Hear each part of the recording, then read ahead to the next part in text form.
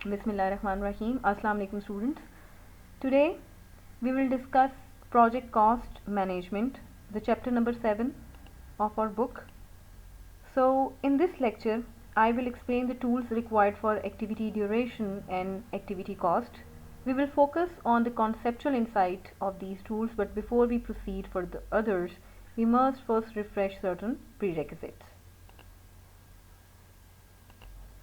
So we need to be very clear about the project scope for which we are going to perform the estimation exercise.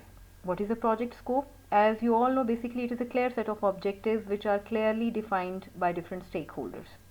So a project scope can be further divided into set of milestones. And what is a milestone?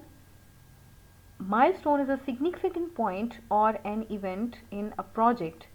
So at a milestone we can say important decisions can be done.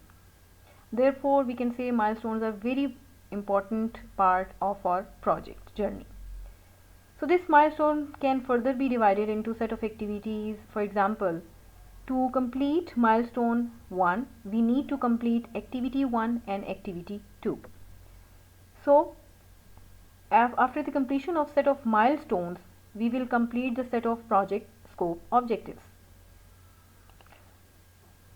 It's a work breakdown structure where you can get the project scope objectives decomposed into set of milestones, and set of milestones are further divided or decomposed into set of activities. So before we proceed further towards the estimation exercise, we must first have project scope objectives, list of milestones and list of activities.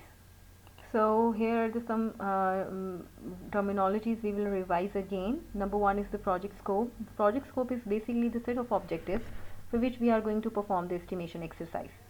Number 2, the milestone list. A milestone is basically a significant point or event in a project. A milestone list identifies all the project's milestones. And number 3, the activity list. The activity list includes the scheduled activities required on a project. So the next thing we need to have at hand is basically a project schedule network diagram. It is a graphical representation where activities are connected through defined relationships. For example, if we take the requirement analysis activity and the design activity, they are connected through finish to start relationship. That means requirement analysis activity must be finished before starting the design activity. Likewise, we have a graphical relationship of activities. This way we can understand the logical relationship and dependencies amongst all the project activities. So next we need to load resources for these activities. For example, requirement analysis is loaded with one architect of skill level 4. That means one architect is loaded and this architect is of skill level 4. For example, if we want to understand the levels according to the skills, we can say that level 1 is just awareness, level 2 is experienced, level 3 is expert, and level 4 is champion. So we actually are saying here that we need one architect of skill level 4. Similarly, for the design activities we need two designers of skill level 3. Similarly, for the feature set 1 we can say we need two developers of skill level 3. So in this way we load resources for all of these activities with their numbers and their skill levels. So this is a prerequisite before we proceed for the estimation process. So again we will look at the project schedule network diagram.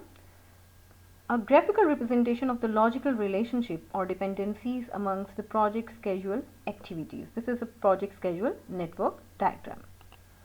Now we proceed towards the estimation tools and techniques to estimate activity duration and activity cost. The first tool at our hand will be the expert judgment. We need to get the experts who are skilled on the applications we are discussing here.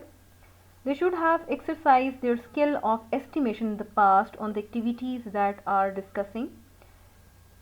If the experts have the proper credibility, that means people should have high respect and credibility towards the experts, then this expert judgment works best in estimating activity duration and activity cost. So we can say experts should be considered from the individuals or groups with specialized knowledge or training in the following topics.